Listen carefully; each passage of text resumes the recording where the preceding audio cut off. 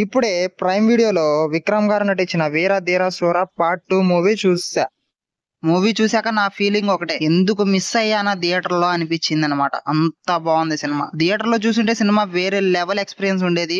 But నేనైతే miss అయ్యాను. ఇప్పుడు థియేటర్ లో కాకుండా ప్రైమ్ వీడియోస్ లో స్ట్రీమింగ్ వచ్చేసింది. ఈ రోజు చూసాను మూవీ మాత్రం నాకు చాలా చాలా చాలా బాగా నచ్చింది. డైరెక్టర్ అరుణ్ కుమార్ గారు విక్రమ్ గారి క్యారెక్టర్ అయితే భలే డిజైన్ చేశాడు. పడేశాడు విక్రమ్ గారు అయితే మామూలు కాదు. నిజంగా కార్తీ గారి ఖైదీ మూవీ లాగా ఒక నైట్ లో జరిగిపోయే స్టోరీ అన్నమాట ఇది. సినిమా మాత్రం నాకు చాలా బాగా నచ్చింది. డిఫరెంట్ కాన్సెప్ట్ తీసుకొచ్చారు సినిమాని. నేను మీకు పక్కాగా సజెషన్ చేస్తున్న సినిమా ఇది. డిఫరెంట్ గా మీరు చూడండి సినిమా, మీకు చాలా బాగా నచ్చింది.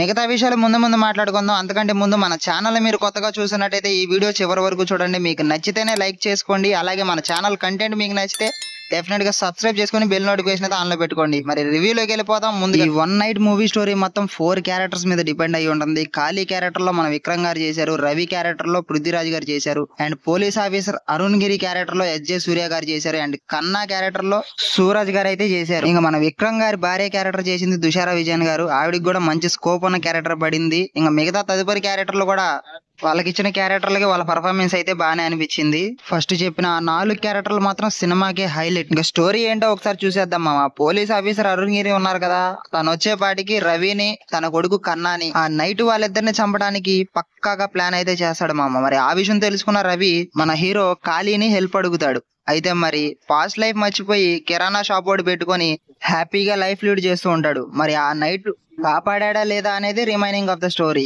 ఈ సినిమాలో నాకు నచ్చిన విషయాలు ఏంటో చెప్తాను మామ. ఈ సినిమాలో విక్రమ్ గారి క్యారెక్టర్ అయితే భలే డిజైన్ చేశారు మామ. ఖాళీ క్యారెక్టర్ లో విక్రమ్ గారు ఒదిగిపోయి జీవించాడు మామ.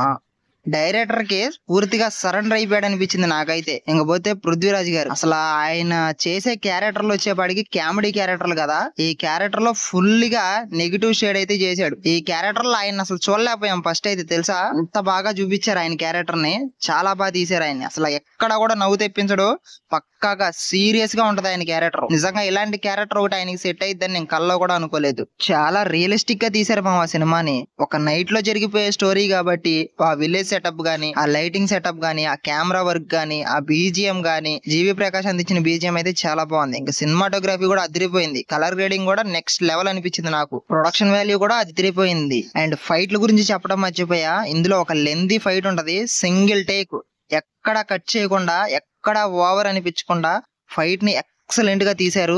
చాలా బాగా అనిపించింది నాకు ఆ ఫైట్ మాత్రం. నాకు వెళ్ళి నచ్చిందిలే. ఇందులో ఫైట్లన్నీ అలాగే ఉంటాయి మామ. సినిమాలో ఫస్ట్ 50 మినిట్స్ చాలా బాగుంటది మామ. తర్వాత ఫ్లాష్ బ్యాక్ వచ్చింది. ఆ ఫ్లాష్ బ్యాక్ బాగా లెందీ అనిపించింది కానీ మనకి, కానీ అందులో ట్విస్ట్ ఉంటది. ఆ ట్విస్ట్ కోసం కంపల్సరీగా చూడొచ్చు. ఇంకపోతే తర్వాత 40 మినిట్స్ పర్లేదు అనిపించింది.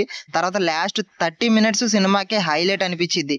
ఫస్ట్ 15 మినిట్స్ మీరు సినిమా చూడకపోతే ఇంక సినిమా చూసినా వేస్ట్. ఎందుకంటే ఆ సినిమా కథ అంతా కూడా ఫస్ట్ వచ్చి ఆ 50 మినిట్స్ లోనే ఉంటది అనమాట. సినిమా రొటీన్ స్టోరీ అని మీకు అనిపించవచ్చు మామ, కానీ సినిమా చూస్తేనే తెలిసిద్ది. చాలా కొత్తగా తీశారు సినిమాని, కొత్త వేవ్ లో తీశారనమాట సినిమాని. సింగిల్ టేక్ లో తీసిన సీన్స్ అయితే సినిమాలో చాలా ఉన్నాయి. అవి మనకు నచ్చుతాయి కూడా. అండ్ విఎఫ్ఎక్స్ అయితే ఈ సినిమాలో ఎక్కడా వాడలేదు. ఈ సినిమాలో నాకు ఇంకా బాగా నచ్చింది ఏంటంటే, సినిమాలో మందు పాత్రల సీక్వెన్స్ ఒకటి వస్తుంది.